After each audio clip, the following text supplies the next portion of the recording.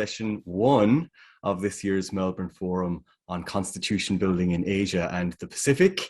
As you know, it's co-hosted by the International Institute for Democracy and Electoral Assistance, IDEA, and the Constitution Transformation Network, CTN, here at Melbourne Law School. And a very warm welcome to those of you who weren't with us in the last session. I'm Tom Daly, I'm one of the conveners of CTN, and I'll be your chair for this session.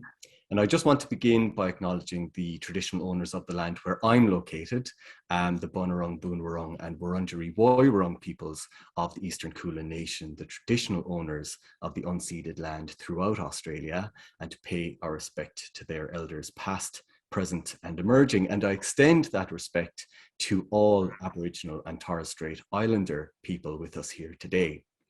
Now, as we discussed in the last session, the overarching theme of this year's forum is democracy, constitutions, and dealing with the world. So we're focused on the external face of constitutions and how they shape interactions with the outside. And this session, session 2, is on constitutional frameworks for treaties. And in the sort of almost 2 hours we have, we'll be exploring the ways in which states enter into treaties and other forms of international arrangements, as well as the related issue of the status of international law in the domestic system. And for anybody who's read the 4 fascinating papers, these are clearly very complex questions often, and they have a huge impact, whether we're talking about agreements for trade, foreign aid, rights, reparations, among others. So I'm really eager to introduce our 4 highly expert speakers. But before I do, I just want to briefly explain again the Melbourne Forum model and give you an overview of the session. So as Anna explained in session 1, the way the Melbourne Forum works is each speaker is given the same set of questions and they produce a short paper in response. So the questions for this session, we had quite a few of them, but they included issues like how are treaties entered into in your country?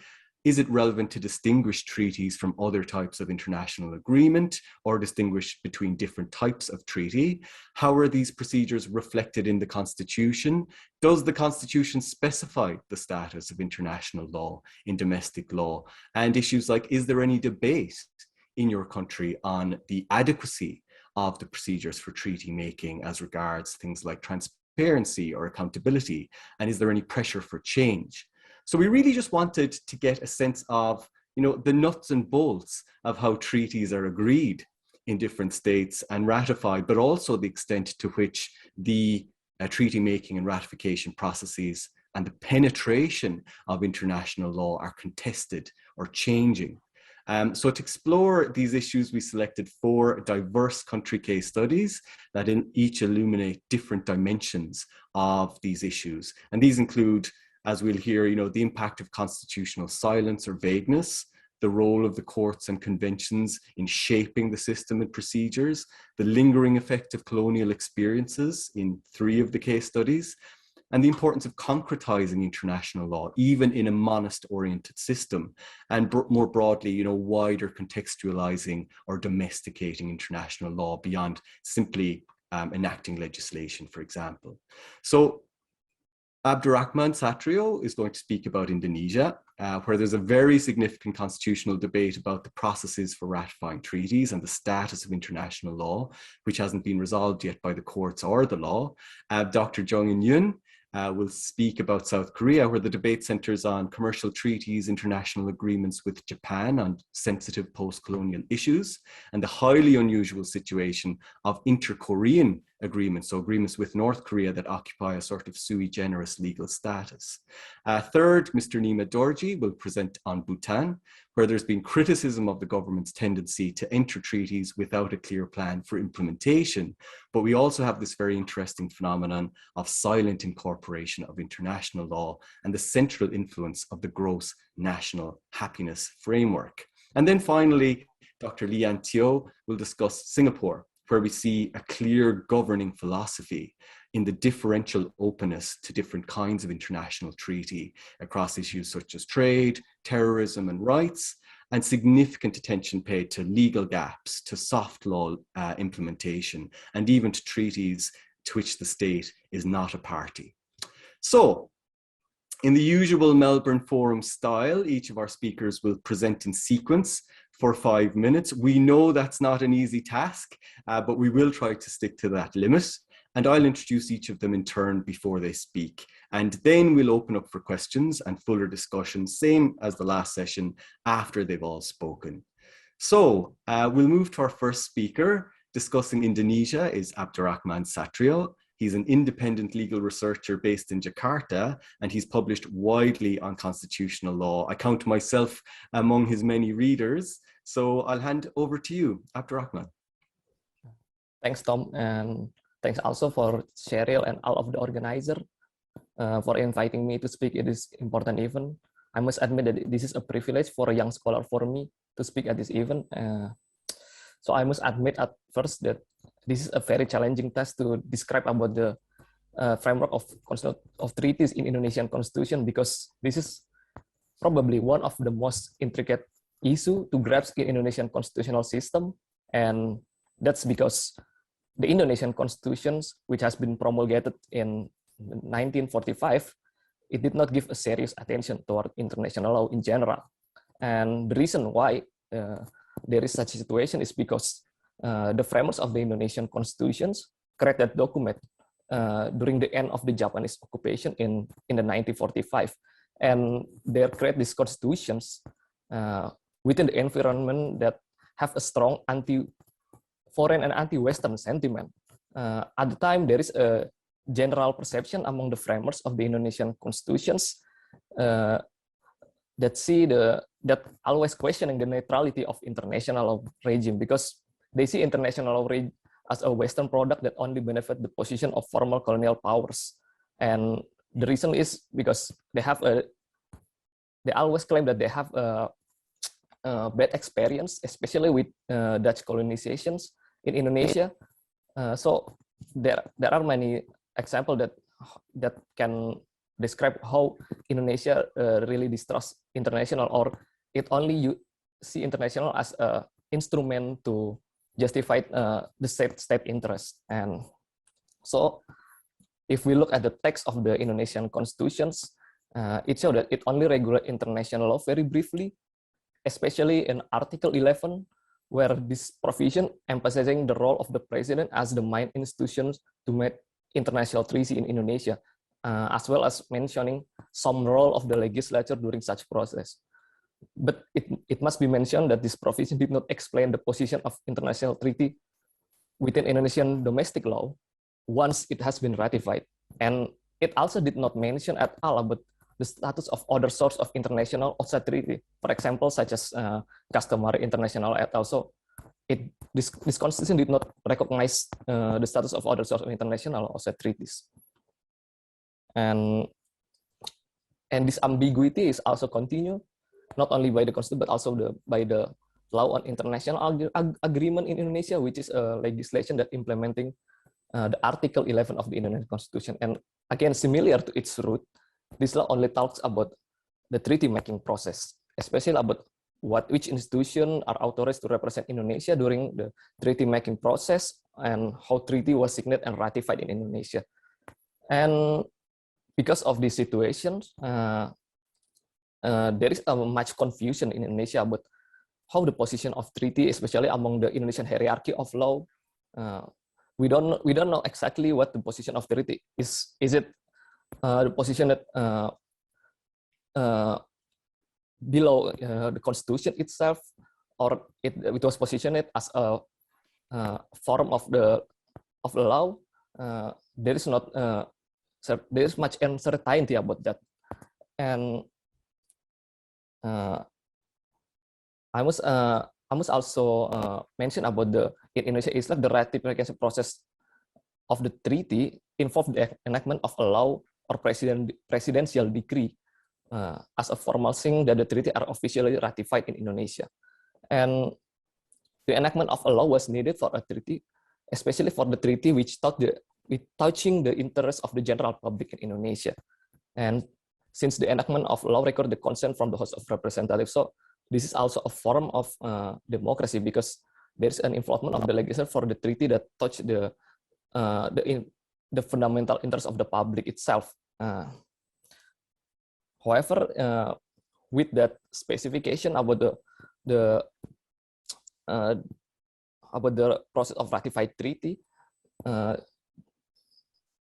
existence of the law or decree that ratify a treaty does not always make a treaty can automatically be applied in Indonesian legal system. And that's why I always cite in my paper that the main problem in Indonesia is about because of the position of the treaty is uncertain. There's also problem with it. Also create a problem regarding how treaty was applied in Indonesia, and this create a massive debate in Indonesian jurists, especially about how the treaty will be implemented in Indonesian domestic system.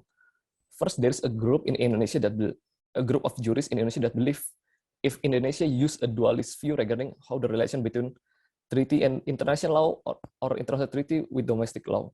This group, which consists of majority of the Indonesian jurists, they usually argue that international treaty, which already been ratified through a law or decree, cannot directly take effect in the Indonesian legal system until it has been transformed by other legislation that specifically implemented in the substance of the treaty. Because basically this group say that the existence of a law or decree that ratified the treaty is just a formal thing of ratifications. It does not mean that treaty can be directly implemented. And the second one is the second group is jurists that believe Indonesia is a money state, and therefore they believe that a treaty which already been signed, not been ratified, I must point out about that, can be implemented immediately in Indonesian domestic system, even if treaty is yet to be formally ratified. So this group is even they're less numerous than the former group, but they have a strong influence in Indonesia, and they believe international is part of Indonesian domestic system.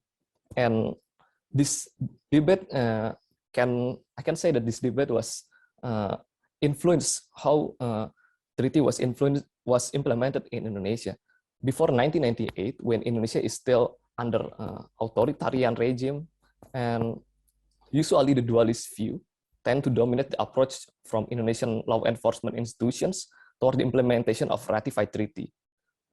Meanwhile, after 1998 and Indonesian transition to democracy, which also followed by the creation of the new constitutional court, I see there is an impression if there is a shift of paradigm among Indonesian apex court regarding how the international treaties, especially the already been ratified, was implemented. Because some decision of especially from the constitution, show that the ratified treaty, even if it's not yet to be ratified, can be implemented directly. And there also some decision by the constitution that show that even when the ratified treaty, when the treaty is already been ratified, but there is an absence of legislation that implement its substance, they can also be implemented directly by the Indonesian court. But still, this does not solving about the problem of the position of treaty in the Indonesian domestic system, because there are also some decision of both from the constitutional court or the Supreme Court, which still influenced by the dualist doctrine, that say that international treaty which already been ratified cannot directly take effect. So there's still a much problem in Indonesia about that, and so it provides an important lesson from Indonesian experience. I think is because there is a necessary need to have a certain regulation, especially in the constitutions, to regulate the position of the treaty, because with the current situation when there is a many need to engage with the international regime, what Indonesian exemplified is it showed that it creates a more confusion right now rather than answer, and of course this also create another situation that this make the constitutional court in Indonesia must play a more active role to determine what the position of the treaty in the Indonesian constitutional system. But still, with the uncertain regulation in the constitutions, there is no guarantee that they can fill this loophole. And maybe I must also mention about another important lessons in Indonesia. And I think if you can be relatively succinct in sort of wrapping up, yes, yeah, that would be great. just brief, Tom. And I saw that in Indonesia right now there is also more greater involvement of the legislature during the process of treaty ratifications. And in the Indonesian system, which is have a deep suspicion toward the international law, I think this is a good things, because with the involvement of with the greater involvement of the legislature, I think it might create a maybe more good perception toward international right now, toward the treaty or international in general in Indonesia. And maybe that's my presentation. Thank you. Fantastic. Thank you so much, Abdurrahman, and really, really looking forward to discussing this fascinating case study more. There's a lot to unpack and a lot to discuss. But for now, we're going to move to our second speaker, who's a returning speaker. Great to have you with us again. Speaking on South Korea, Dr. Jung-in Yoon. Jung-in is a research professor leading the Party Democracy Research Department of the Party Law Research Center at Korea University in Seoul. So I'm going to hand over to you. Thank you, Tom. Can you hear me? We can. Yeah, okay, great. Thank you for introducing me, Tom. I'm so pleased to be here again. It's a very special community and place for a wonderful academic and practical exchange. For an overview of the constitutional framework, including constitutional provisions on international law in Korea and actual procedures for making and implementing treaties in South Korea, please see my background paper. As I was given 5 minutes initially, I will briefly introduce 3 special cases which involve the significant problems on treaty making and implementation in Korea. And then I will draw out some reflections from them to discuss. For a very short information, Korea is a civil law jurisdiction and the running presidential system and has a single chamber of legislature, which is called National Assembly. According to the Constitution, the right to make and ratify the treaties is vested in the government. Clearly, the president, with some treaties that will greatly impact the country, must get consent from the National Assembly before ratification and promulgation. The first case is related to the global trend of robust demand for making commercial treaties such as FTAs. In Korea, there was serious debates on the adequate procedure to make the FTA between Korea and the USA. In 2006, the Korean government ended up concluding the FTA with the USA, but the National Assembly and civil society both strongly opposed and fiercely criticized the lack of information sharing and the public participation in the process. It led to a heated discussion on when and how the National Assembly should get consent to the conclusion and ratification of the treaty to make sure the procedure more transparent, inclusive, and democratically controlled. After years of debates and practical efforts, domestic law regulating procedures for making and implementing commercial treaties to enhance transparency and participation was enacted in 2012. I think it's kind of a one-step forward to democratic procedures, institutionalize the democratic procedures for treaty making implementation, but there are still leads and ongoing discussions to make a general law which will be applied to any sort of treaties, not restricted to commercial treaties. The second case is regarding the implementation of international law in the domestic legal sphere.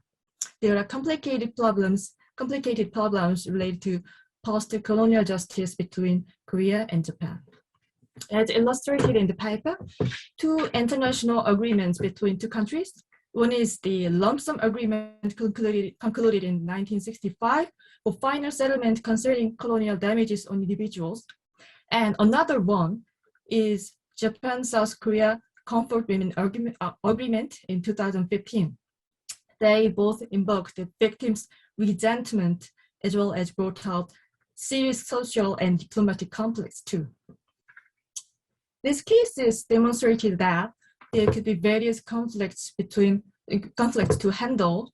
For example, conflicts between the state parties, between the courts of both countries, between the government and civil society, and furthermore, between the international agreement of both countries and youth Koreans.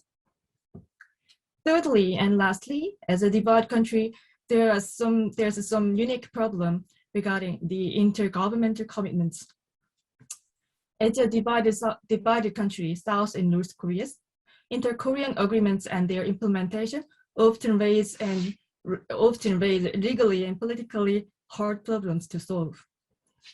According to the development of Inter-Korean Relations Act, which was enacted in 2005, inter-Korean relations are regarded as not between nations, but special relations to pursue unification. And inter-Korean trade is regarded as not international trade, but intranational trade. Furthermore, both the governments conclude South-North agreement via a treaty-like procedure, not technically as a treaty. However, the implementation of inter-Korean agreements raises problems such as whether to get consent from National Assembly based on Article 660 of the Constitution or the Inter-Korean Relations Act of 2005, and such problems like how to secure its implementation against the opposition as well as the successor government. Conclusively, within the constitutional framework, proper legislation or meticulous institutional strategy should be considered to ensure the more democratic and transparent process of making and implementing treaties and international arrangements.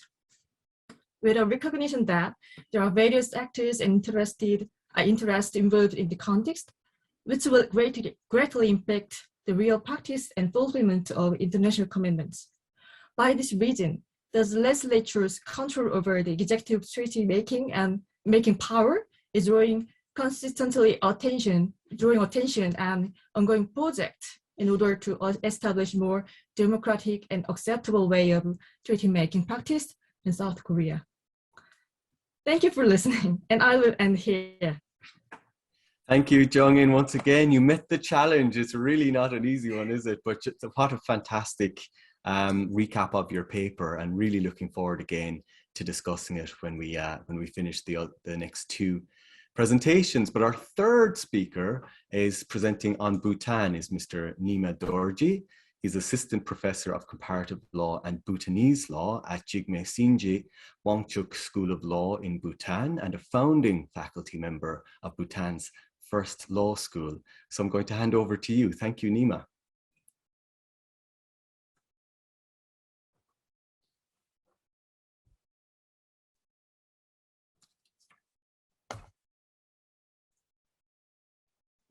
Now, if you can unmute yourself. Great, thank you. All right, can you hear me? We can indeed, loud and clear. Okay, thank you so much for inviting me to be part of this interesting forum. Talking about the status of international law in Bhutanese constitutional context. When you talk about international relations and international law in terms of Bhutanese context, you talk about, you look at the geopolitics within which Bhutan is located. If you look at in this map, Bhutan is very tiny country located between two Asian giants. To the south, India, and to the north, China. So therefore, Bhutan has security interest as one of the foremost goals of any international relations objectives from the Bhutanese perspective.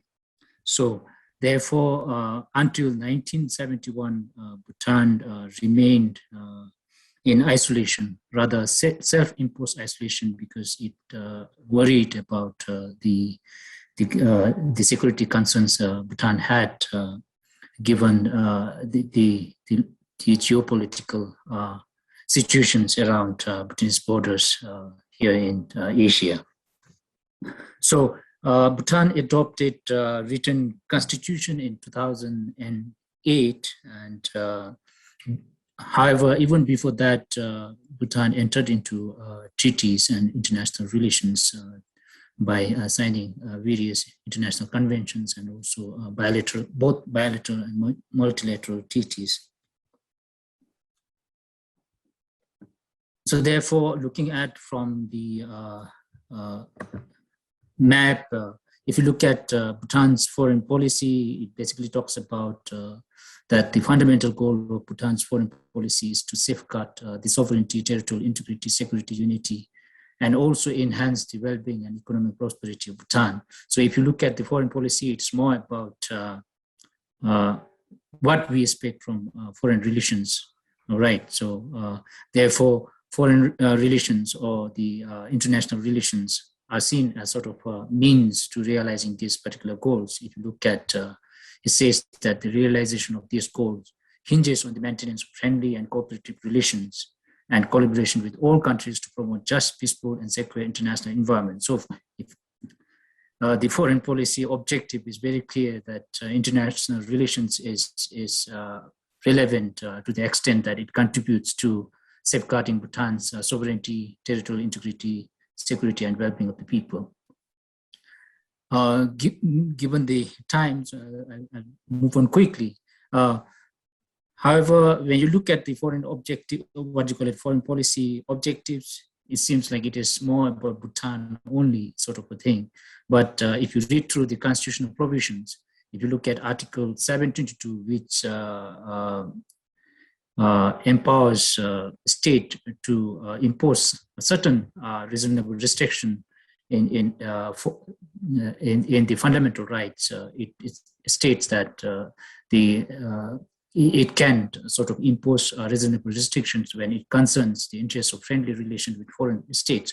So contrary to the earlier foreign policy objectives, it entails that the interest of friendly relations with foreign states is also paramount importance constitutionally. And if you look at Article 9.4, a state has sort of a duty to promote goodwill and cooperation with nations and also foster respect for international law and treaty obligations. So from the executive sort of, the policy objectives developed by executive, and if you look at the constitutional provisions, there are sort of a mismatch there itself in a way. Now moving on to the constitutional procedures or the status of international law within the Constitution,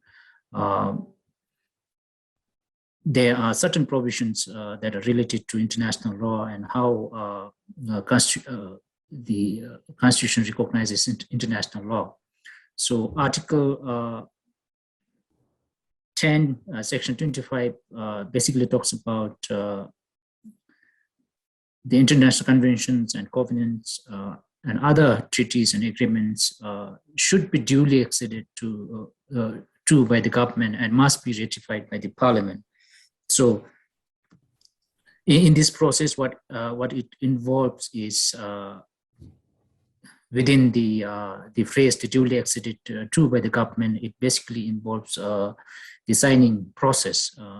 So the signing of treaty basically signifies the political commitment to the treaty, and it is not really enforceable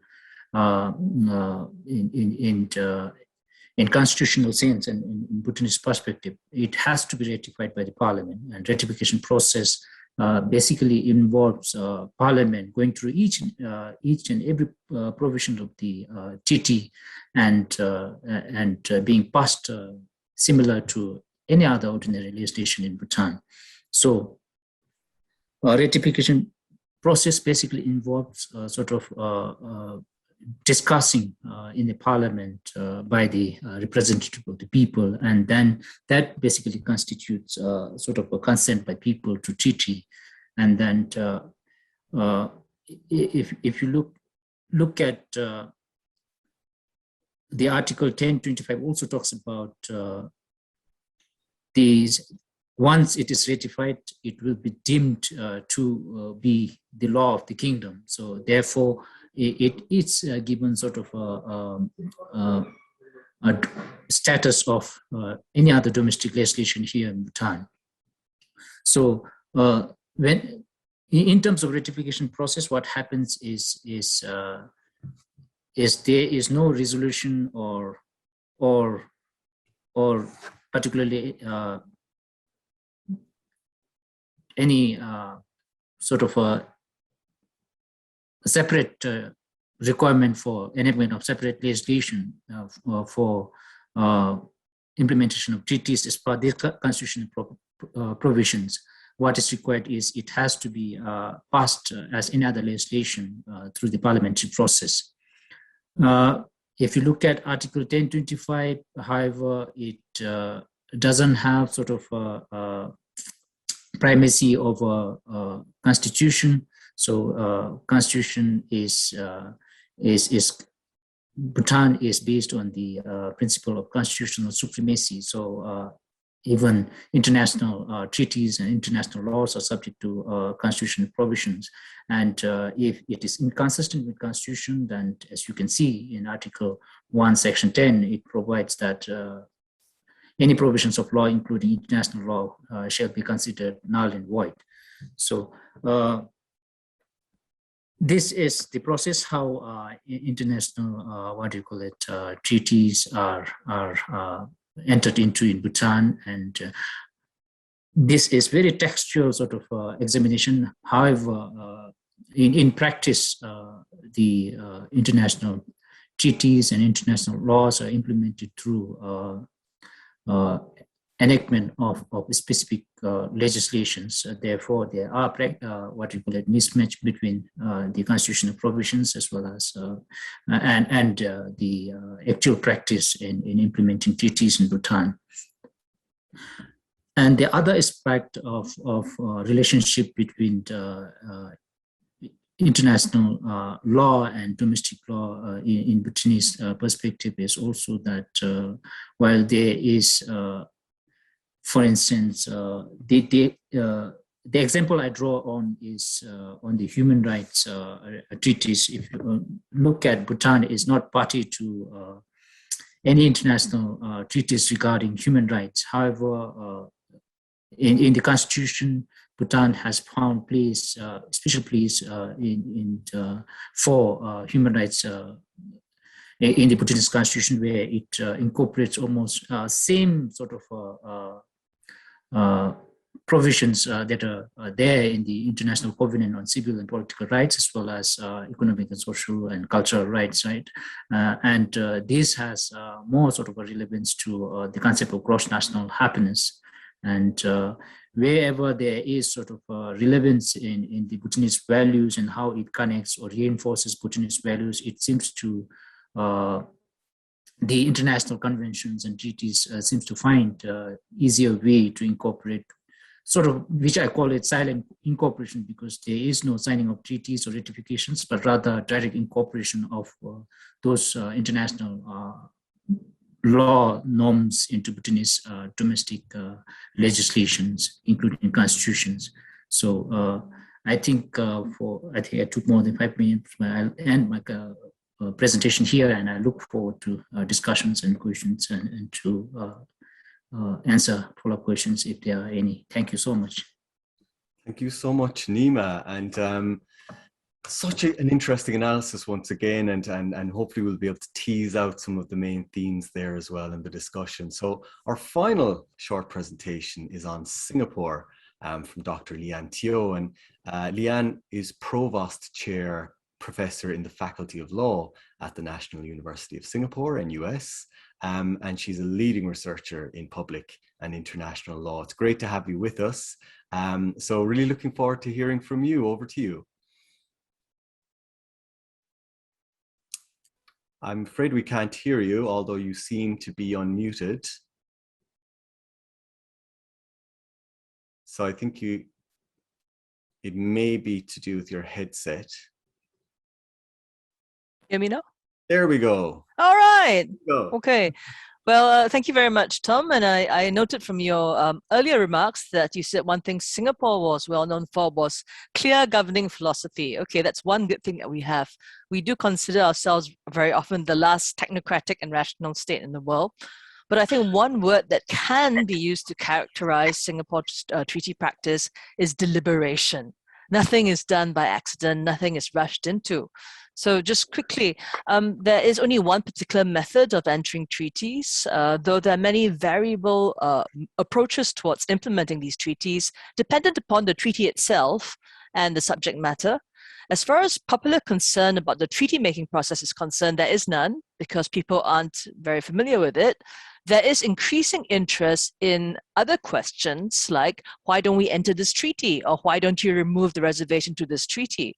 So we're not in the process where this is something that has seeped into the national consciousness. It seems to be a bit too detached and technical. In fact, if you look at the origins of Singapore, when Singapore obtained its independence from Malaysia, that was by means of a bilateral treaty, the 1965 Independence of Singapore Agreement Treaty, which essentially had zero consultation and was brought into effect by the proclamations of the Prime Minister of Malaysia and Singapore. So we're not used to the idea of popular consultation. It was very much presented to us as a fait accompli.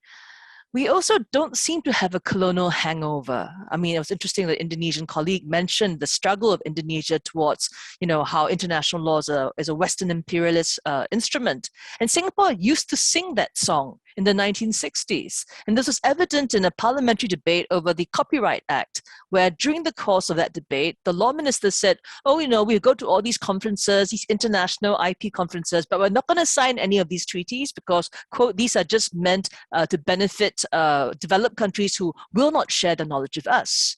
However, by the time the 1980s came, when Singapore's economy had shifted from a manufacturing to a knowledge-based economy, the idea was that intellectual property rights had become a strategy to build the external economy, and therefore Singapore shifted its approach towards antagonism towards these international treaties, at least in IP law, towards a kind of like a desire to legally harmonize with them. So, for example, in 1994, we signed the TRIPS agreement and implemented that very rapidly. So if I had to summarize my presentation, and don't worry, I haven't finished yet, I would say that the key to understanding Singapore treaty practice is to see whether or not the subject matter belongs in the realm of what we might loosely call public law, which we might include things like security issues, or private law. So you could basically say, when you look at Singapore treaty practice, sometimes the message that is sent is, hey, we're open for business. If you look at other treaties, particularly human rights treaties, it could be more mind your own business, or it could be more, all right, we do believe in human rights, but if you want to talk to us about it, don't be a critic or supervisor, be an interlocutor, respect us, and learn the local dialect. So as far as the Constitution is concerned, it is silent. Of most constitutions drafted in the 60s, there's not a word on international law. We have had 50 amendments since then, not a single one directed to the status of international law. The only relevant provision is Article 7, which basically says that Singapore may enter international treaties for its benefit because this is not seen to go against Singapore's state sovereignty. So we need to look at Westminster practice and case law to figure out what the approach is. And it's not surprising to anyone in the common law universe. Basically, it's the executive that enters into treaty-making processes, but these have no effect domestically until and unless Parliament passes enabling legislation. Now, in the context of Singapore, we have to remember that it's still largely a dominant party state. The current government controls 83 out of 93 seats. So the passage of enacting legislation is a foregone conclusion. But that doesn't mean that there is not robust parliamentary debate. I wouldn't say it exists across the board. It exists across the board for certain treaties, but not for others. So very much there's a dependency that if you really want to implement or monitor a treaty in Singapore, it's a good idea to use political processes as much as trying to go by judicial review. So as far as customary international law is concerned, that does apply directly in Singapore, but the important thing to note that it only applies at the level of the common law. So for example, if there's argument is made that international law prohibits the death penalty, and if that is accepted, it could even be jus cogens, when that is received into the Singapore context, it's only received as a common law precept, and which cannot displace the death penalty, which is of course statutorily organized. So Singapore takes its treaties seriously, and by what that really means is this: it actually presumes when it enters into a treaty that the existing legal framework can satisfy its international obligations. So it will only ratify treaties which firstly serve Singapore's interests as defined by the government, and secondly, they will not be rushed to sign anything anymore. It's interesting that questions come up before Parliament, hey, why didn't you sign the ILO Convention on Workplace Violence? And the context is, we don't agree with everything, but you know, the sections we agree with, we've already implemented it in our policies. We don't need to sign international treaties to live up to international standards, in other words. So an example of treaties that Singapore really rushed to sign up was, of course, the Singapore Convention on Mediation, not least because it's the first international treaty named after Singapore. And it's clear this aligns with national strategies to basically be a leading regional or even international center for alternative dispute settlement. So this is Singapore's desire to show leadership in international rule of law efforts. And they do this not only by rapidly enacting legislation, but embarking upon heated workshops to promote the convention not only to local businesses but to local schools, and that I don't understand, and obviously to help other ASEAN countries to understand and other countries to understand what it takes to sign up to this treaty, how to implement it, for example. Other treaties is very quick to implement by legislation or subsidiary legislation is the UN Act of 2001, basically to allow Singapore to enact UN Security Council resolutions, particularly relating to terrorists and terrorist financing. We might sometimes sign a treaty like the International Convention for Suppressing Nuclear Terroristic Acts. We signed that in 2006, but we didn't give it effect to 2017. And the idea was, in the interim, we were doing capability studies to try and understand what we needed to do to really help in the war against the illicit use of nuclear radioactive materials.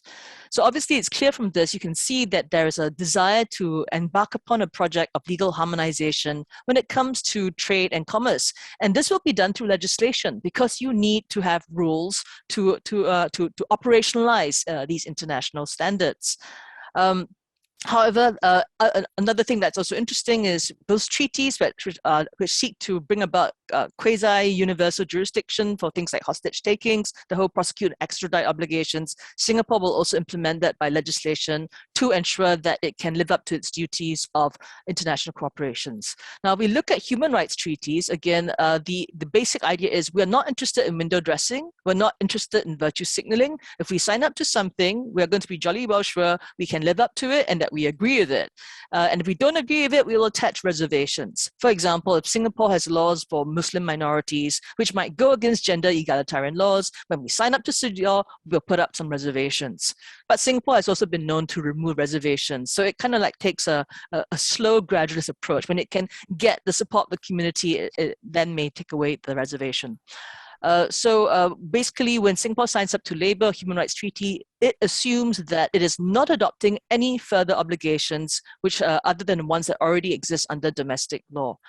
I realize I have little time, so let me just finish a little bit on the methods of implementing, which do not necessarily involve legislation. So the non-binding methods means that rather than adopting binding laws, the preferred approach is to adopt something like a tripartite guideline, a soft law notion, and to adopt informal methods of complaints. So for example, Singapore signed up to the Equal Remuneration ILO Convention 100, but it never enacted any laws. It adopted a 2002 tripartite declaration. And you might think this kind of sucks because it's just merely aspirational and educative, but there are actually means of complaining about non-compliance. Particularly for discrimination in hiring. If an employer does this, first they'll try and persuade them, then they will rebuke them, and then rather than fine them, they might do something like withhold work pass privileges. So this is a Singapore carrots and sticks approaches. They may not directly go after you and require you to do something by law, but they will make life very, very uncomfortable for you. Okay, so this similarly, when we signed up to the Convention on Disabled Persons or CERD on racial discrimination, basically all that happened was there were interministerial committees who monitor these things, to whom you can raise complaints, but usually in Parliament or nowadays online if you're a civil society organization. So to conclude, as far as Singapore is concerned, depending on the subject matter, either you'll see a desire to harmonize with the international standard and therefore a rapid enactment of treaty obligations, or you could see it more as, all right, we agree with this, but we are aware there are many different ways of interpreting this international standard, and we don't necessarily accept the one that you are trying to foist upon us. So you can see in this a project of legal resistance, a desire to argue for a global margin of appreciation. And you can see this either as an apology for power, or you can see this as an exercise of constitutional autonomy. Thank you. Thank you so much. What an interesting set of 4 presentations. I mean, I could listen to the 4 of you all day long. Thankfully, we can hear a lot more from you. We have, I think, just under an hour left for discussion.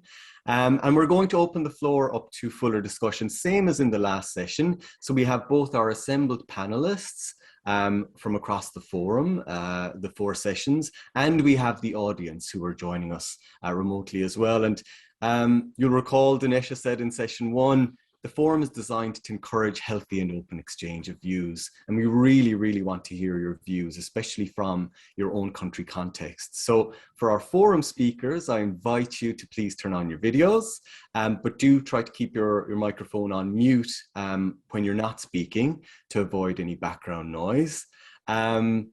And I really, invite you first to contribute to the discussion, to ask questions of the 4 presenters who just presented, offer your insights, draw out specific themes or issues.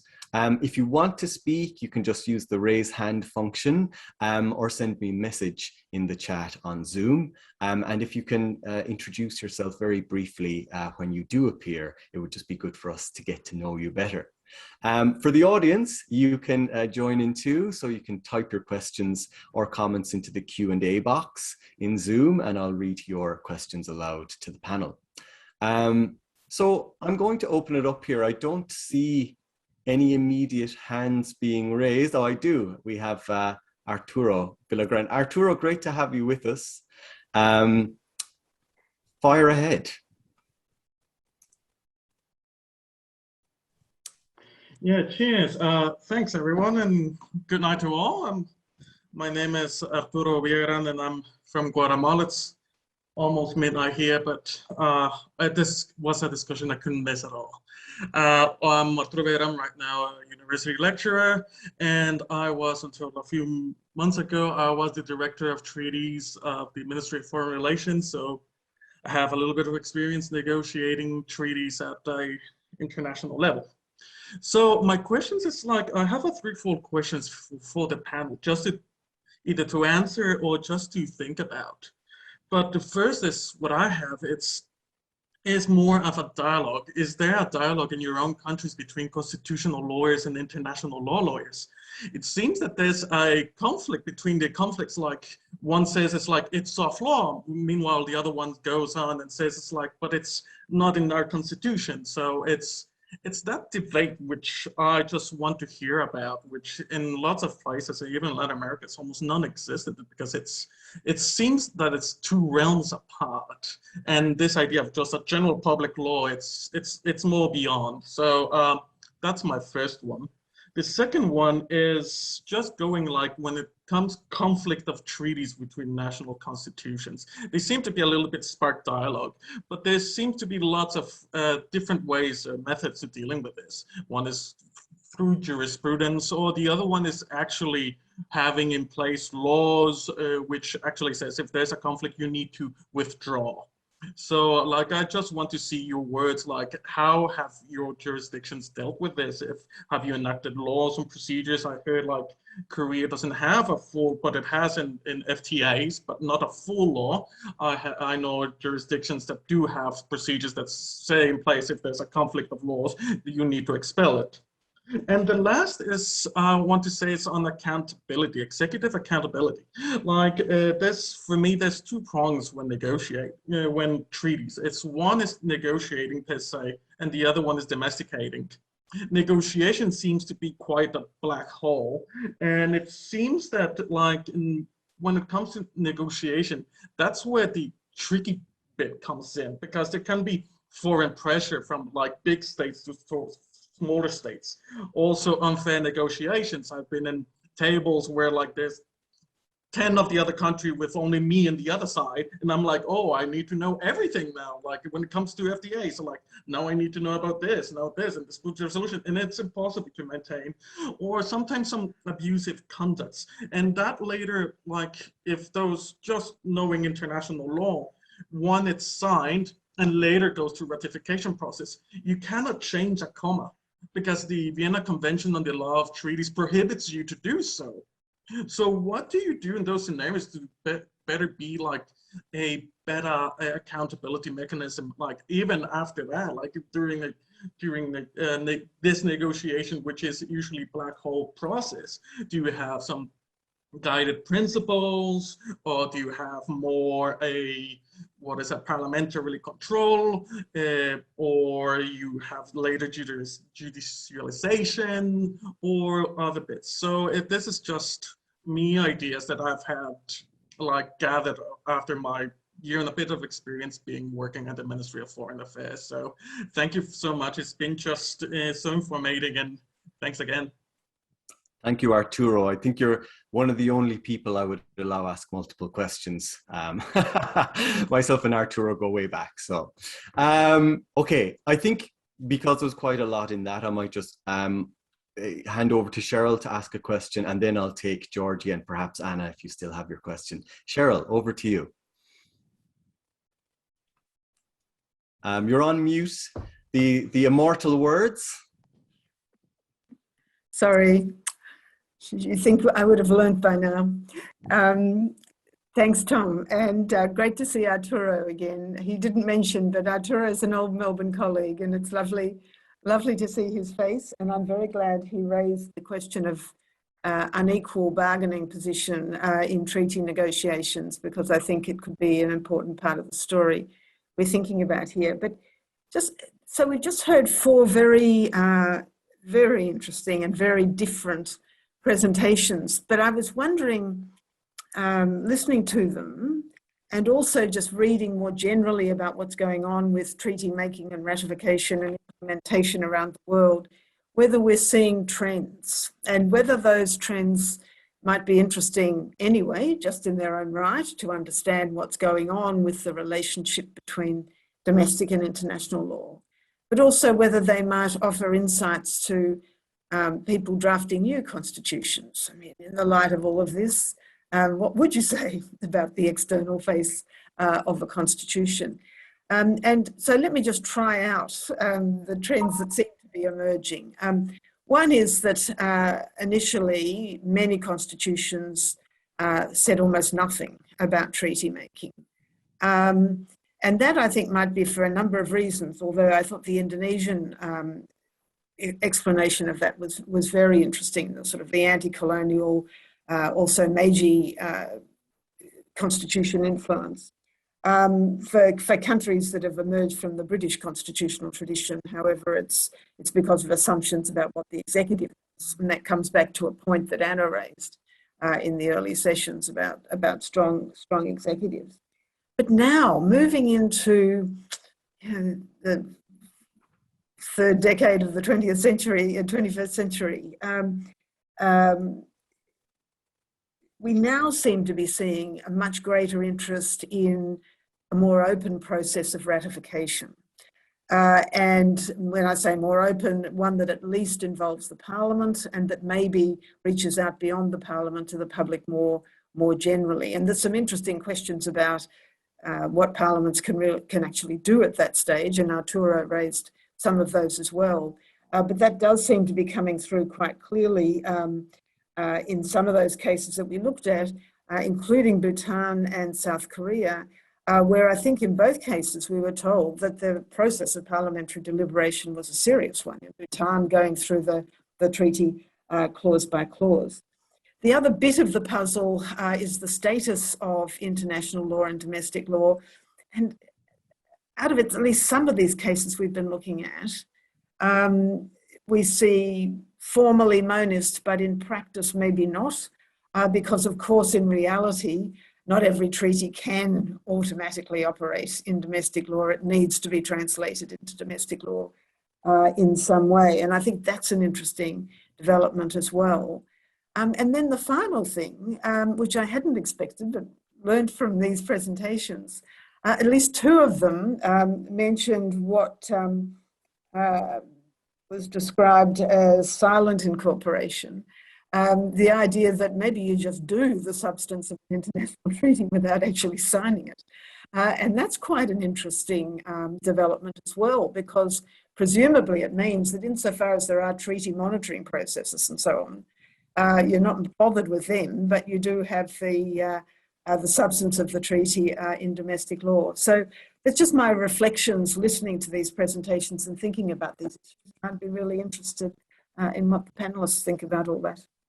Thank you so much, Cheryl. So we have the questions from Arturo and from Cheryl. I'm going to hand those over to our panelists first, and then we'll take Georgie, Anna if we have time, but I haven't forgotten Alim's question from the last session either. So I'm just going to ask any of the panelists, feel free to take any one of those questions or even just an observation in response to those comments and questions. Does anybody want to start us off? Okay, I'll just start off so that great. you won't be left hanging. Really interesting questions. A brief response. I'm not sure I have the answer, but do constitutional and international lawyers have any dialogue? Well, I am both a constitutional and international lawyer, and sorry, let me just try. Okay, sorry. As both a constitutional and international lawyer, when I talk about international law, it's to my international law colleagues. When it's constitutional law, it's to my constitutional law colleagues. So I'm kind of like stuck in the middle. So I don't think there is the sufficient bridge building, as it were. I mean, there have been moves, but not yet. So when we teach on constitutional law, for example, to our undergraduates, I do the international law bits, but it tends to be very cursory, right? And primarily from the perspective not of executive power and treaty making, but how international law affects judicial review. So that's where it's becoming a big deal. Certainly, there are a lot more international law type arguments emerging in Singapore courts. As far as conflicts of law, clashes of law. In Singapore, I mean, the Parliament actually has the ability to actually preempt any conflict by stating in the statute that in the event that you clash with domestic law, you're not inconsistent, which is what it has done for the UN Act and for the Treaty on the International Sales of Goods. What is interesting, though, is that Parliament has also demonstrated a consciousness of not contravening the constitutional supremacy clause. So a treaty which is enacted by statute could be inconsistent with another statute and could be kind of like insulated from that clash, but it must always be subjected to the Constitution itself. Last point about accountability, and it's interesting because I would have to agree it is a black hole to me. I have no idea what goes on aside from conversations I might informally have with people I know from the International Affairs Department. But particularly as far as Singapore is concerned, I mean, because quiet diplomacy is such a big deal, you don't necessarily want to ruffle any feathers. You sometimes want to keep things kind of secret. And what Singapore tries to do to redress this whole notion of pressure is actually to build alliances. We're a small nation, we're nothing, right? So that's why we have ASEAN, because the thinking has always been, we are stronger with 10, assuming the 10 can agree, than just by ourselves. It's also interesting, the comment that Cheryl made about silent incorporation.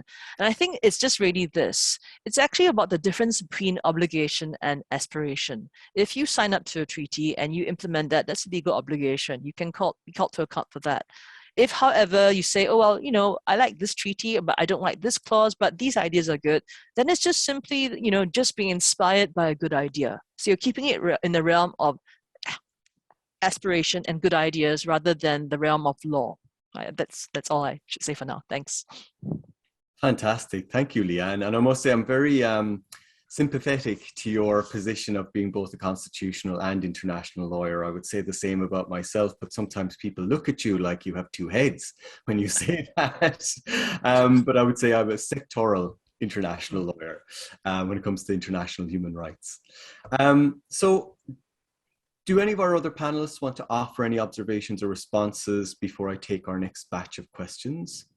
Abdurrahman. Yes, Yeah. maybe I want to respond to Carlos Arturo's questions, especially the first and the second question, and the third question.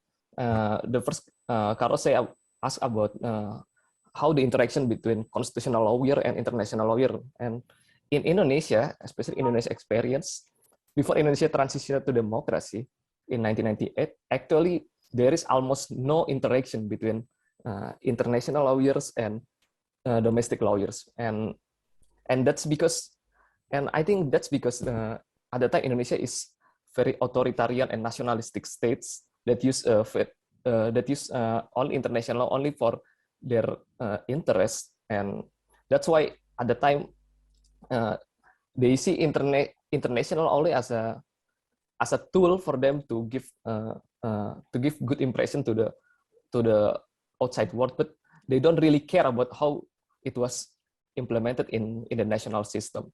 But currently, especially after Indonesia transition to democracy, there is a growing interaction between the international lawyer and constitutional lawyers, and many constitutional lawyers right now not only care about their domestic law but also about the international, and that's the reason why if I try to look at the some decision of the Indonesian Constitutional Court, there is a growing trend to incorporate some element of international treaties in their decisions, and that's one of the example that there is a growing interactions between Indonesian constitutional law and Indonesian international lawyers. And for the third questions, maybe about the question of executive accountability. Actually, for many times before Indonesia transition to democracy, the power to enter international treaty, it mostly was held by the president or the executive itself. But after transition to democracy, there is so much pressure, especially to make that process accountable, and that's led to a decision by the Indonesian Constitutional Court in 2018, which give more broadening role to the role of the legislature to involve in that process. And I think in that decision, the court give a good answer and make a balancing case to balance between the need to make it accountable, but also make the process to enter the treaty is still efficient, because the reason why previously the executive held almost all power to make a treaty is because for efficiency reasons.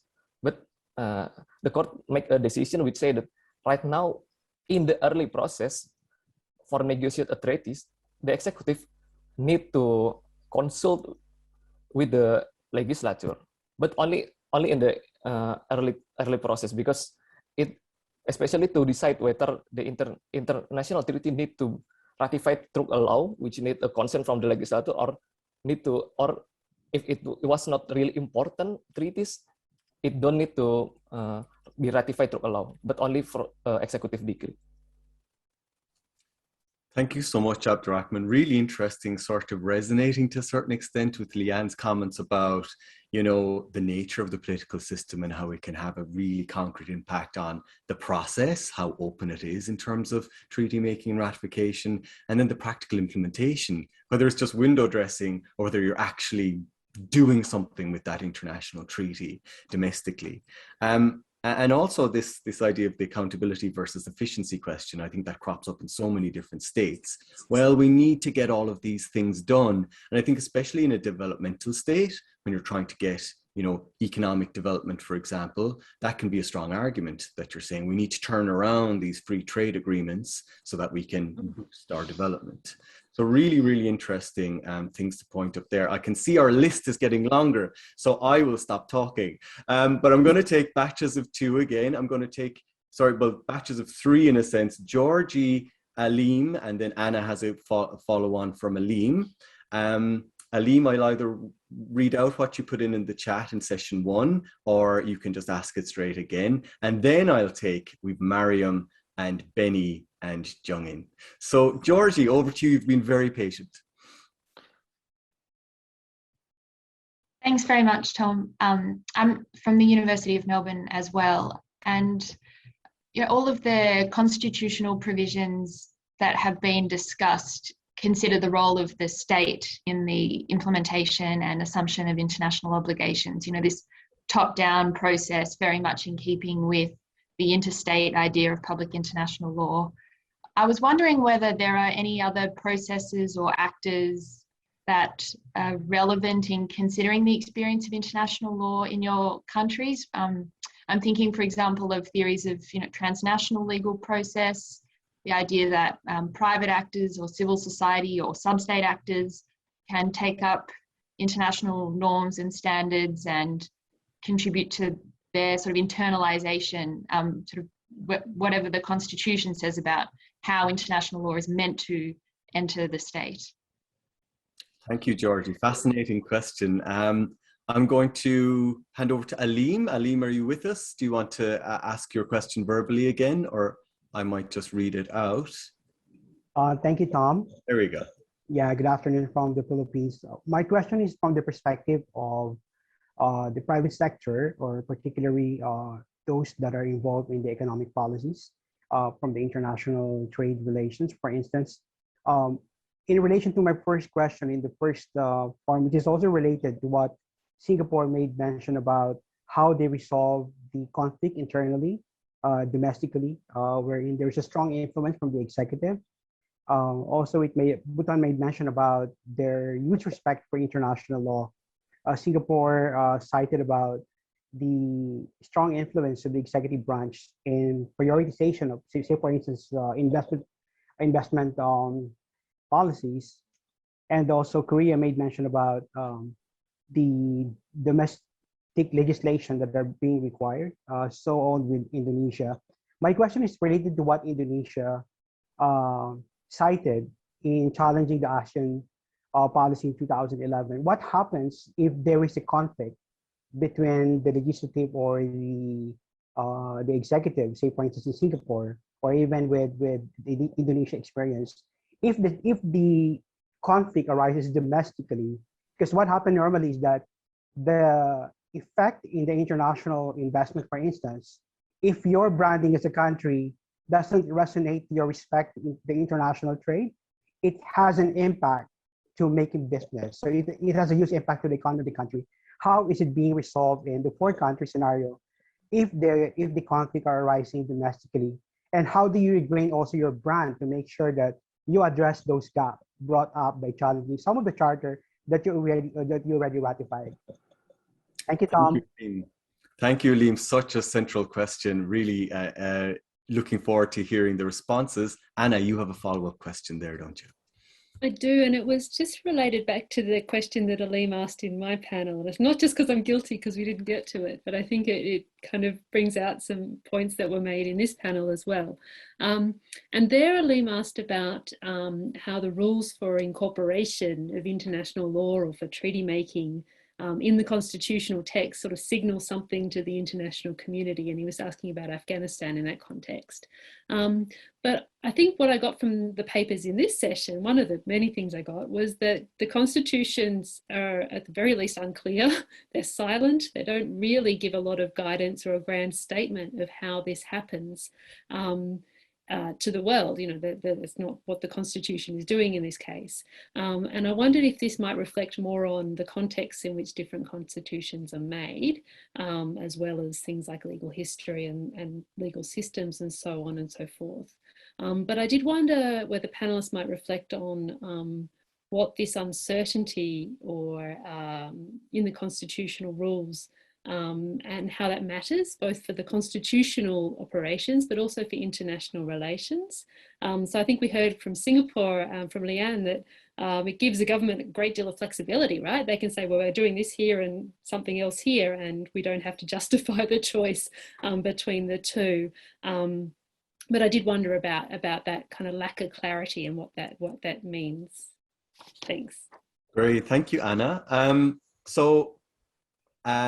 I think it would be good to give an opportunity first to the two panelists who haven't had a chance to respond yet. And so I'll open up to Jung-In and to Nima first, if you want to offer any responses, and then feel free to come in, Leanne and Abdurrahman. So Nima or?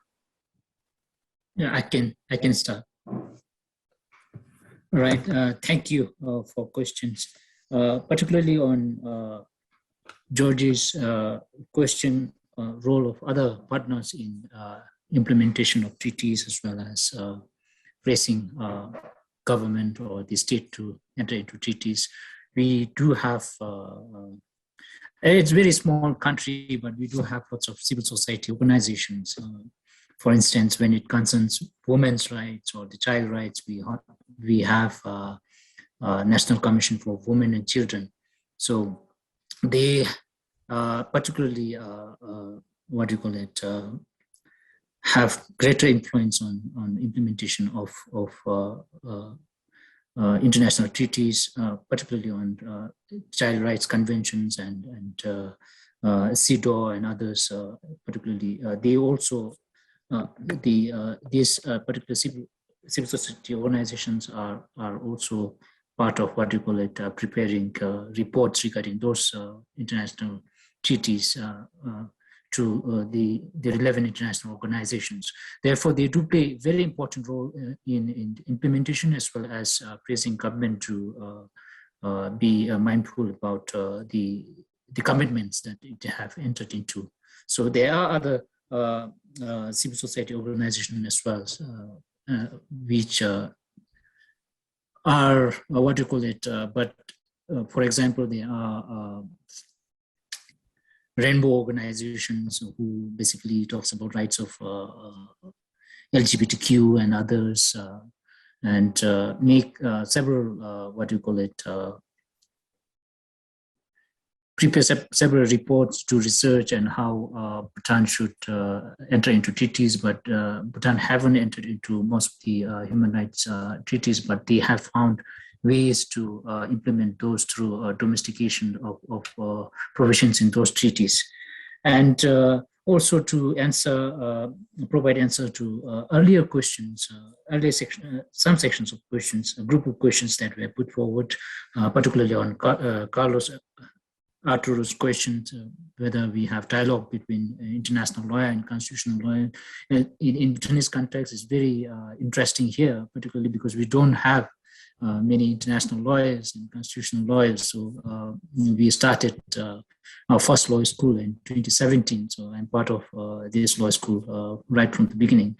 And we are into producing lawyers. Hopefully then we'll see more debates or dialogues between constitutional lawyers and international lawyers that we create from our law school. So, so in a way, we don't have much dialogue between such group of lawyers right now, but we do have certain dialogues between the existing lawyer groups, particularly on dualism versus monisms and others, right?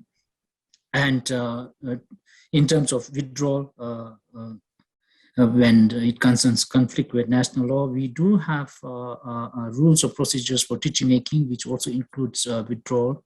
And particularly to avoid such kind of withdrawal thing in Bhutanese perspective, we do have very rigorous process of ratifying treaty itself. So it involves through negotiations and involving in drafting process as well. So to avoid any such kind of withdrawal in the future. So this few responses I have for now. Thank you. Thank you, Nima. Such an interesting sort of addendum to the Bhutanese context and how you explained it in your paper. Really interesting. Do any of the other panelists want to chime in before I take the next round of questions? Nobody? Abdurrahman again? Yes, please. Yes, I want to answer a question from Alim. So Alim, you asked about how Indonesia respond to ASEAN economic policy. Yeah, and actually Indonesia was ratified the ASEAN Charter in 2011, and the government feel they need to address that such issue. But I must admit that the Indonesian constitutions, especially in Article 33, they use a very strong economic protectionist policy. So this is create a problem in Indonesia because most of the population in Indonesia, especially the weaker segment of the economy, and as well as the legislature, they tend to oppose the need to open the economy from the ASEAN, and this create a very heated competition between the Indonesian state, because the government want to open the economy, but the legislature and most of the society did not want to do that. And what is the result of that is, I found the government often, because the ASEAN Charter itself ordered the Indonesia to make a legislations and regulations to implement the policy to open the economy. But since the legislation did not want to do that in Indonesia, so the government often make a decree that used to open the economy, because the government realized that if they want to make a legislations, the legislature will reject that. So they make a decree which did not need the consent from the legislature to open the economy. I think that's a very strange practice in Indonesia, because it's quite undemocratic naturally, and yeah, that's the situation in my country right now. Thank you for that. Really interesting when you see the institutions being diametrically opposed in how they view certain sort of policies in terms of treaty making. I'm eager to take our Leanne. Do you want to come in quick? Okay, a few comments. Yeah. Firstly, in respect to non-state actors in Singapore, certainly I think the entire human rights regime actually makes a place for them, right? The Universal Periodic Review, or even shadow reports, or going in to give evidence before any UN committee. So what we have seen certainly is a popularization of international law, at least in respect to human rights. That said, while there's a very important consciousness and promotional role that civil society groups can play, sometimes it's just politics by another name. It's not actually law, because they actually get the law completely wrong. Right, but certainly it is conscious, and there is a lot of citation of human rights standards, but sometimes not entirely very illuminating. Secondly, as far as the idea of the lack of clarity in terms of procedure and how treaties are made, and how we are really leaving it up to Parliament to sort things out, and what can Parliament do? I mean, it was very interesting to me that there are procedures whereby a legislative body will go line by line through a treaty. That takes a lot of exertion, effort, and expertise. Right, and I remember I was in Parliament for a very short time, and there was a particular treaty, the International Protected Persons Bill, and I decided to harass the foreign minister or the senior minister of state, and I actually went line by line, because I teach this kind of thing, and I think they were a little bit alarmed. But the point is, it really is up to the individual MP to do it, whether they have the inclination, the desire, the expertise, or whether it's even a priority for them. So I do see the virtue of a procedure. I'm just wondering whether or not is that parliament-wide, or is there a special committee full of technocratic experts or something like that? And two more points and I'll shut up. It's true that Singapore is known to be very efficient, but here's the thing, well, whatever is obscured to us in terms of how treaties drafting or negotiation takes place, it is very clear from an international lawyer's perspective that when Singapore enters into a treaty, the whole world believes Singapore will live up to it. Right, so efficiency is very useful from that perspective, but efficiency from a constitutional perspective could be a bit worrying from the checks and balances kind of thing. Last but not least, even though the government basically has the power to decide how it wishes to implement treaties, whether by legislation or by soft law or by guidelines, it's not as though it just does it, because questions are raised and reasons are given. Whether you find the responses satisfactory or not is a separate thing. But again, I wouldn't entirely discount the role of Parliament, particularly in an era where parliamentary proceedings are now televised, which means you can also incorporate in the broader public. Thank you. Thank you, Leanne. Really just giving us a lot more to think about again. It's great to see just how much sort of the questions have really sort of unearthed a rich seam of themes. I want to take a question from Mariam and then Benny, and then I'm going to move to Jung-In and Anthony, who've been waiting patiently again. So Mariam, over to you first. Thank you, Tom. I'm Mariam from the Maldives. We have a constitution that was enacted in 2008. Okay, and We have a very strong executive powers as well as a very strong Bill of Rights, whereby Article 26 gives public actors the right to have a say in what goes on in public life. Now, I wanted to ask Leanne whether the culture of respecting the Constitution helps in what is being actually played out in the public space. For example, in the Maldives right now, we are having a very big dilemma about a treaty that was supposed to be signed between Maldives and India, whereby on the one hand, the Constitution says all treaty-making powers are to be initiated by the President. It has to be passed by the Parliament. Okay, so while the President is having one hand on the treaty, the members of Parliament are coming out and saying we don't know the elements of the treaty, and empowered by Article 26, of course, that section of the Bill of Rights. Some members of the public are coming out and saying we actually demand to see the treaty in question. So there is a very unhealthy sense of not respecting the provisions of the Constitution. And that I say because we don't, unlike in Singapore, have a culture of respecting what is said out there. For example, Singapore recently enacted the Foreign Interference Countermeasures Act. And that was so smoothly done, and I say that because it was just due to the culture of respecting the Constitution. So what are your thoughts about, what do you say to countries like the Maldives, where, we are in some kind of flux all the time, like taking the Constitution as a kaleidoscope and putting actors little bits and turn it around and to give a different picture at a time. So, and that creates a lot of chaos amongst members of the public, and in turn, the aspect of the Constitution becomes weaker, and that's not a very good thing in my view. Thank you, Mariam, for that. I'm going to take the question from Benny now. Thank you, Tom.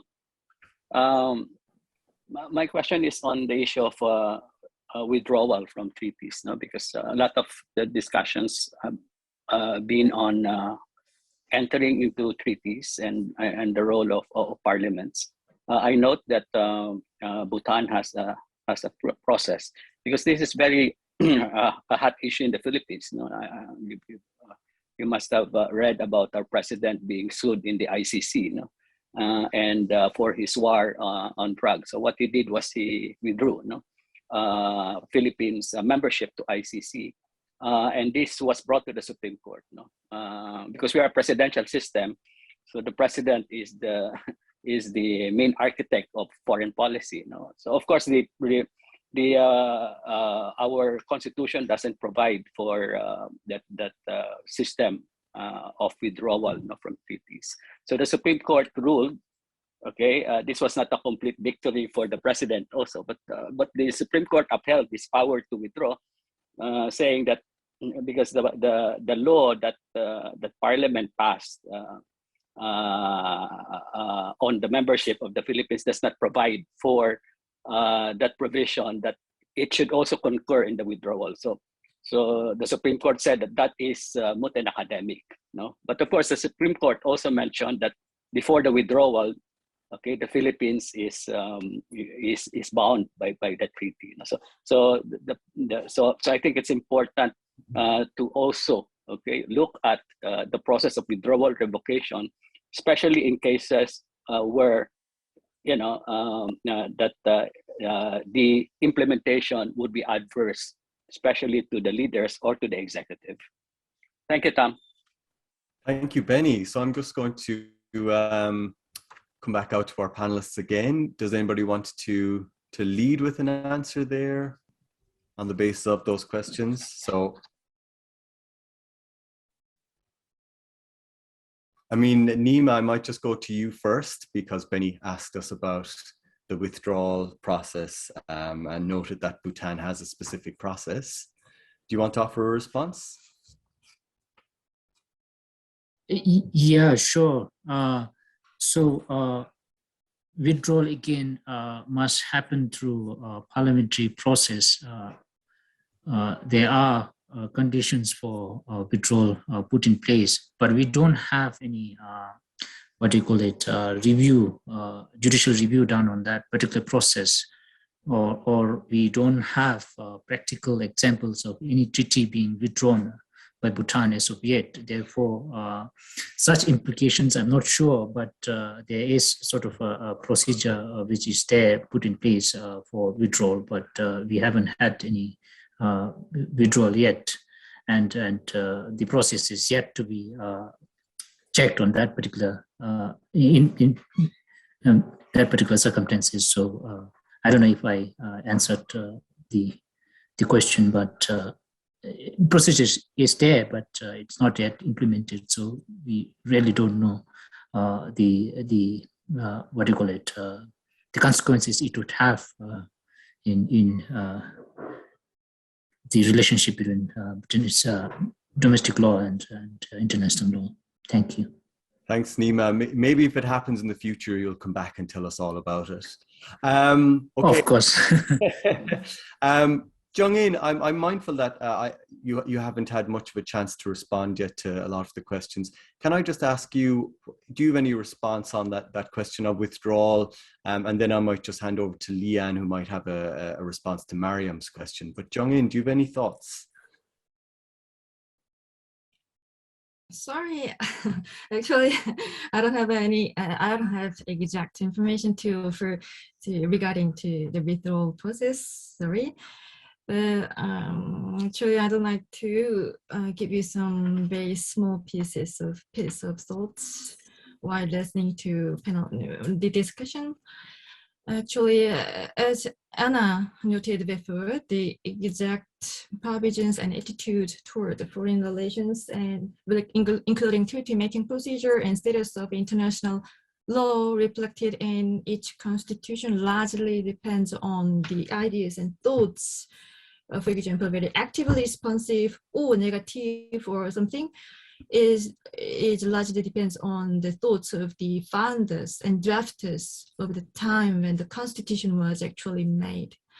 In that regard, in Korean constitution, it was firstly made in 1948. The provisions regarding the foreign relations and international law remains the same until now, and it may reflect the exact situation of that time. But what I thought interesting was that while listening and reading the papers, Singapore is really silent in constitution though, but it is somewhat respectable to the international commitment by saying it is very interesting to me that I found something interesting that even there is a domestic law to implement the international law. The court, which I found in page 4 of the paper, the court stated as such violation against the spirit of Singapore's commitment, instead of saying violation against the domestic certain law. So I thought it was very interesting by saying that. So I was wondering, it is very usual way of commenting, the declaring something by the court, or a very special thing. And when I heard about Bhutan's case, I thought the Bhutan's attitude toward the foreign relations and corporations and international law is very, very active relatively compared to Korea and other countries. Maybe because of its geopolitical situation or something, it's very active. As I mentioned, the Korean attitude is not active, and don't have many provisions in relation to the international law or international cooperation. But I think we have developed the theories and practices of treaty making by executive and parliamentary involvement. For example, the new domestic law on pursuits of treaty making, commercial treaty making, and judicial interpretation to cope with ambiguity of and silence in the constitution, just like other countries. When it comes to the private actors' role or some other kind of interplay, many people mentioned here. For example, in Korea, when the international agreements or treaties were ratified and promulgated, then it has the same effect as domestic law, and it is actually applied to the domestic courts in practice. But despite it has the same effect with domestic law, and there are so many private actors, civil societies, movement, and even Human Rights Commission is working very hard and insist to accept the international standard, or for example, to request to join the certain kind of optional protocol of ICCPR, but it has a certain limit. It is very limited unless we make a legislation to accept and implement this the certain kind of international standard, or to reform the domestic legal system. So it is very hard to change and amend the constitution or make a legislation to fulfill the international obligation and international commitments, and to more effectively manage the international arrangement. Yeah, it's my small thought. Thank you, Jong-in. And I just want to check, did you get a chance to ask the question that you had as well? I just want to make sure that you've had your opportunity. Did you have any additional question just before I move on to Anthony? Actually, not now. Okay, fantastic. Thank you. Just absolutely making sure, because you were waiting for so long. Anthony, over to you.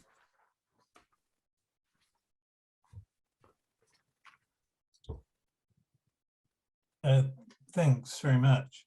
I wonder whether anybody would comment on the situation of Papua New Guinea. Papua New Guinea has one of the longest and most detailed constitutions in the world, and it has quite a bit on treaties about who can bind the country entering into a treaty. Only the National Executive Council, basically, or a minister authorised by it. But then the Parliament has very strong authority. Any treaty has to be tabled in the Parliament and has to be sitting there for at least 10 sitting days, within which the Parliament can disallow it if it wishes. But then beyond that, no treaty has law, even though it's binding and come into effect. It doesn't become law unless there's a Papua New Guinea law that gives effect to it. Now, it sounds all very wonderful that the Parliament's got so much power, but in a system of Westminster-style government, the executive is ultimately incredibly powerful and makes all the final decisions. And so the mechanisms of the Constitution don't really mean very much. In the end, it's the cabinet that decides. Any thoughts on that system? Really interesting once again. Who wants to take up that? I don't know, I can speak from Bhutanese perspective. So I'm no idea about Papua Guinea, but so particularly on constitutional process or the legislative process may not mean anything. I think we had a particular typical example of how legislative process worked as check against the executive's decision to enter into international treaty. There's particular treaty between Bhutan, Bangladesh, India, and Nepal to allow movement of motor vehicles without any restrictions, carrying goods and others. However, government committed to it, signed already, and it was put for ratification process in the parliament. And National Assembly is we have sort of a Westminster parliamentary system as well in a way, and National Assembly or lower house has sort of a party-oriented assembly, right? And in the upper house, it is non-party sort of a house where we elect from different districts and also some appointed by the king. So what happens was the government signed a treaty that would allow movement of free vehicles in all, the signing jurisdictions particularly, and including Bhutan. And National Assembly as well passed ratified the treaty. And however, National Council looked at it and said that it would have huge negative impact, particularly in terms of our population size and the country size, and our commitment to environmental protections, and also the small economy that we have to protect those interests as well. Therefore, the treaty couldn't pass through the parliament. So parliament did really become sort of a check on ratifying particular treaties. So in a way, I think sometimes it may be a detrimental factor in signing treaty, but also sometimes when it concerns national interest, it does serve a very important purpose in terms of checking executive, in particularly committing Bhutanese citizens to treaty which would have adverse impact on Bhutan and Bhutanese people. Thank you. Thank you, Nima. Really interesting to hear this contrasting perspective where the framework actually does matter and you can have that sort of institutional check.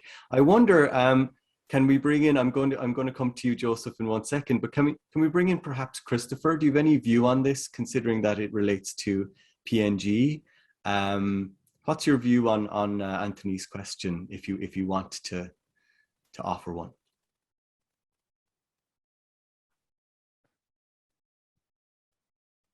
So you're on mute, Christopher, if you can unmute yourself quickly. There we go. Yeah, okay. Thank you. Thank you for the opportunity and also the question. Yes, the question on the ratification of international treaties, I think it's, as one of our panel members have said, it's very, in Papua New Guinea, it's kind of a detailed process we have, one of which is the treaties are entered into by the executive government or the minister responsible for foreign affairs. Now, and of course, with the consent of the national executive. Now, once that is signed, it has to be approved by Parliament. And Parliament has the ultimate authority as to whether or not to accept a certain treaty. And if Parliament refuses that, then it ends there. I'll give you an example of what we did, which I was involved in a treaty which involves climate change. The Paris Agreement was entered into in 2015. And 2016, I was engaged as a consultant to draft the treaty legislation that is to give effect to the Paris Agreement. What we did was, with the consent, the agreement was signed by the minister, but for the agreement to have a legal effect in Papua New Guinea, it has to be approved by Parliament. So that's where I was engaged, and I've drafted the legislation, which was passed by Parliament, and that effectively gave legal effect for the implementation of a Paris Agreement in Papua New Guinea. So yes, we have a detailed process in which we follow to have international treaties to have legal effect in Papua New Guinea. Thanks. Thank you so much, Christopher. Really, really interesting and rich set of insights there. I do want to take the question now from Joseph, but of course we can return to any number of the questions we've had, including Mariam's. We haven't left you off, Mariam. I still want to discuss that, but Joseph, over to you. It's just a comment, just following on from Christopher's comment. It's a similar story in other countries in the Pacific where international treaties are signed, and you have to have a domestic enabling legal framework in order for it to be implemented at the domestic level. But it pretty much it's influenced by the executive government, because in most of the island countries, it really depends on the executive government, and they usually have the influence in terms of when it comes to goes through Parliament. So I'll give you an example. In the Solomons, we have a 50-member Parliament. The executive government is made up of 24 ministers. And then they create parliamentary secretaries, which are made up of, government backbenchers. And this idea of separation of powers is blurred because, everything is influenced by the executive government. Yeah, so the executive government has a role to play, and when it comes to Parliament, the debates are if you have a executive government that does not support the treaty that's been signed, that's the end of the story. Thanks, Joseph. I mean, for me, this also tracks back to the sort of concluding argument in Abdurrahman's paper. You were talking, Abdurrahman, about the potential for having, clarification through constitutional amendment, for example.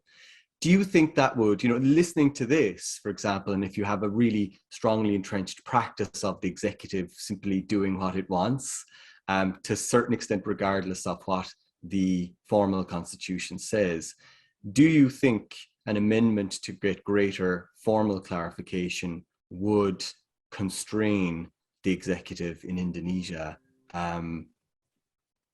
or would it be more complex than that? I think yes. The amendment will give more, not only more give more clarification, but also more certain, because right now we cannot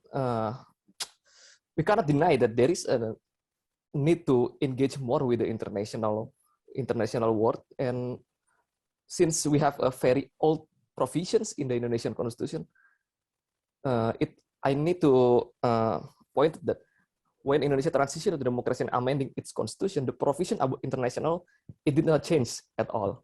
So it's still very old provisions. That's why it really need reform, and especially if I also talk in my paper that the provision is come not from Indonesian, not from the original idea from the Indonesian framework of the constitution, but it come from the Meiji constitution, because the process of making Indonesian constitution was, it's safe to say that the process was influenced more by the Japanese occupied administration, because at that time Indonesia is still Japanese colony.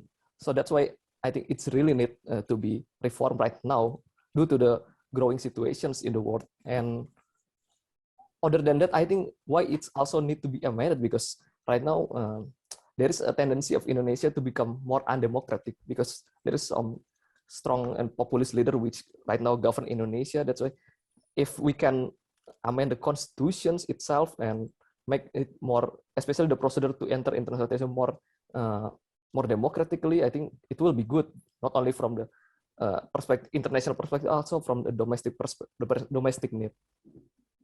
Thank you so much. Really interesting response. Jung-in, do you want to come in there?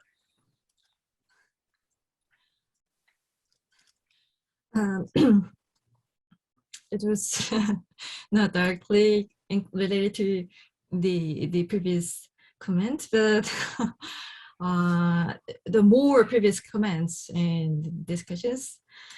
So as Cheryl put it before, during the discussion, open process of treaty making is really important in any jurisdictions, as we all agreed.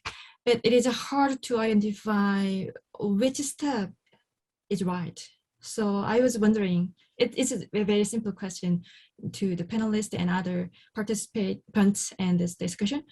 From what stage the parliament intervene in the concluding treaties? Is there any jurisdiction where the parliament intervened before entering into the negotiation? It's my simple question regarding the problems in Korea, which is ongoing right now. Thank you. Thank you so much. Does anybody just want to offer a quick response to that, or shall we all just cogitate? We've had so much to talk about. I'm mindful of time, and I know we have to start wrapping up, and I do want to sort of bring us together with a few themes. But I do know that our colleague from IDEA here, Amanda, is with us. Hi, Amanda, great to see you. And you have a quick question about treaties with Indigenous peoples. Do you want to ask that quickly? And that might be our final question, and I'll telescope down my own comments.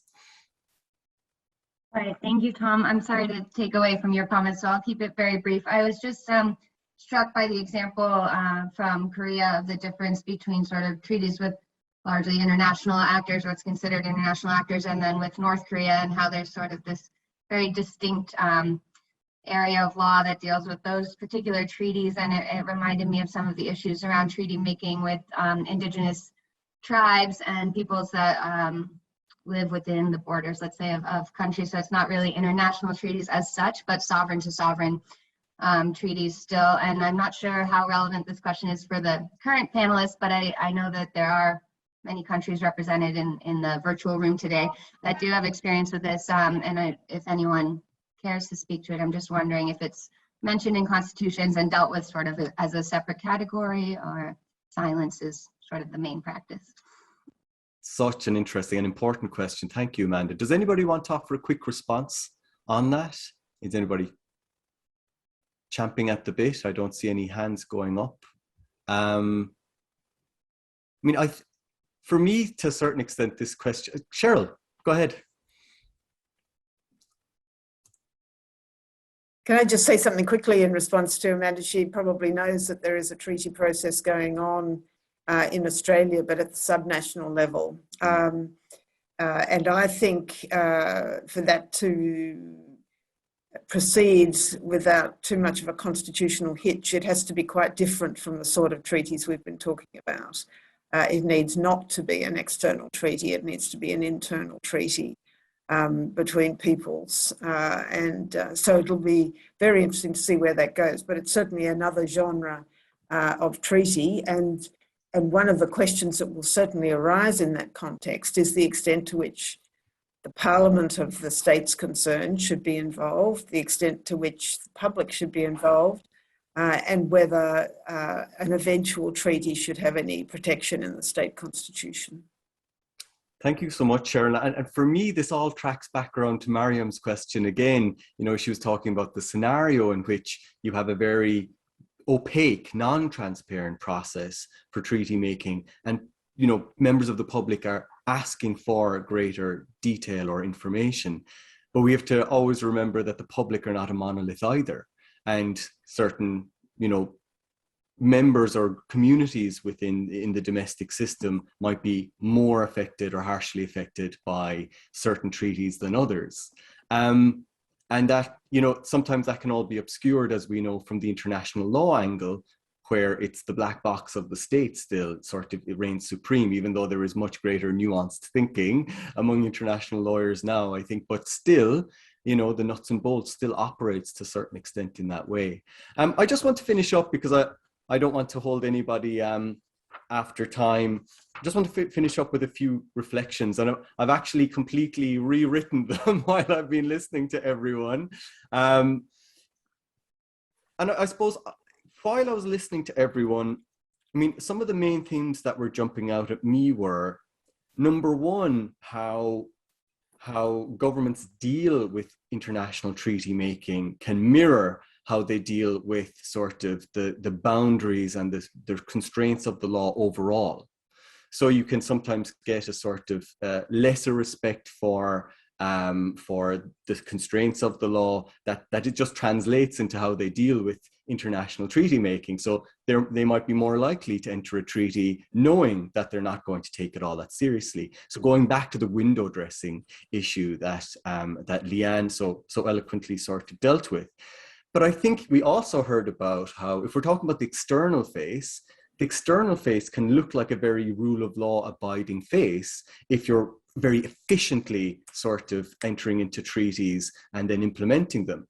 But the inward looking face to actually achieve that can be a much less sort of rule of law abiding face, in the sense that it could sometimes cut across the kinds of checks and balances that we would expect, especially democratic society, to sort of adhere to. But this is all in flux, isn't it? I mean, there's still an ongoing debate about, and we can hear here, you know, it hasn't settled as a norm, and nor should it, I think, you know, who should be involved and how open the process should be and so on. It really depends on the national context, but I think we would all agree that the principle itself should be respected to a certain extent, even if it might be by different institutional strategies, to use Jong In's really memorable term. And they are just, for me, sort of, that links to me with things like, what is the tension here? We talked about the tension between, and I've just talked about to a certain extent, between accountability and efficiency, for example. But what about the tension between clarity and flexibility? That's something that we return to again and again and again as constitutional lawyers. But when we're listening to Leanne again, you get this sense of, you know, we tend to often think about in terms of binaries still when we're constitutional lawyers thinking about international law.